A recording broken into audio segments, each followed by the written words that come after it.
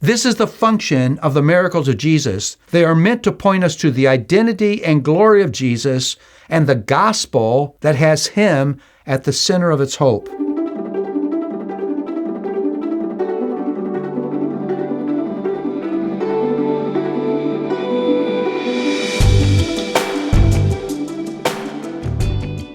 I love this next passage. I love where it sits early in the Gospel of John, because John has written these words to let you know something very important to know and understand.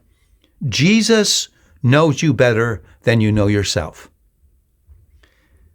This is John 2:23 and 25. Now, when he was in Jerusalem at the Passover feast, many believed in his name, and they saw the signs that he was doing. But Jesus, on his part, did not entrust himself to them because he knew all people, and he needed no one to bear witness about man, for he himself knew what was in man. Before we examine this incredible passage, I want to consider one word in it. It's the word sign. Instead of calling the amazing things, the miracles that Jesus did, miracles, John consistently uses the word sign. It really is the perfect name. What's the function of a sign? It's to point you to something. We all know this. The sign is not the thing. The sign points you to the thing. If you see a sign, Disney World, 100 miles, you don't stop at the sign with your family and expect to find something wonderful, because the sign is not the thing. The important thing, then, about the miracles of Jesus are not the miracles themselves, but what they point to in the person who is doing it. This is the function of the miracles of Jesus. They are meant to point us to the identity and glory of Jesus and the gospel that has Him at the center of its hope.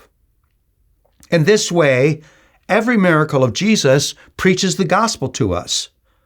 The gospel of the depth of our need and how those needs are only ever met in the person and work of the Son of God, the Messiah, Jesus. That's important to remember. But what is powerful about this passage is its clear declaration of the divine omniscience of Jesus. Jesus was reluctant to entrust himself to anyone because he knew what was in people. This means he knew their hearts. Now you need to understand this, and I need to understand this in its most general and specific sense. He knows the hearts of every person who has ever lived. Now, because sin blinds and distorts our view of ourselves, this means that Jesus knows us better than we know ourselves. We need to take at face value the things that Jesus says about us and what's in us, because he knows us better than we know ourselves. It means he knows the heart of every person that's in that crowd that day, each individual one. Jesus knows humankind, but he knows each of us intimately and specifically, even to the particular thoughts and motives of our heart. We should all be amazed that Jesus knows us this completely.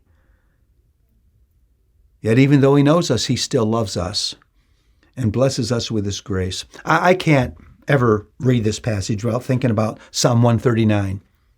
Listen to these words. O Lord, you have searched me and know me. You know when I sit down and when I rise up. You discern my thoughts from afar. You search out my path and my lying down. You are acquainted with all my ways. Even before there's a word on my tongue, behold, Lord, you know it altogether. Such knowledge is too wonderful to me. If I take wings in the morning and dwell in the uttermost parts of the sea, even there your hand shall lead me. You formed me in the inward parts. You knitted me together in my mother's womb. I will praise you, for I am fearfully and wonderfully made. My frame was not hidden from you when I was made in secret and woven in the depths of the earth. And the passage goes on. I love this picture of the intimate, complete knowledge that God has of us. That's why what he says about us and what we need is trustworthy. But this psalm ends with a prayer. I would encourage you to pray this prayer. Search me, O God, and know my heart. Try me and know my thoughts, and see if there be any grievous way in me, and lead me in the way everlasting. Would you pray that?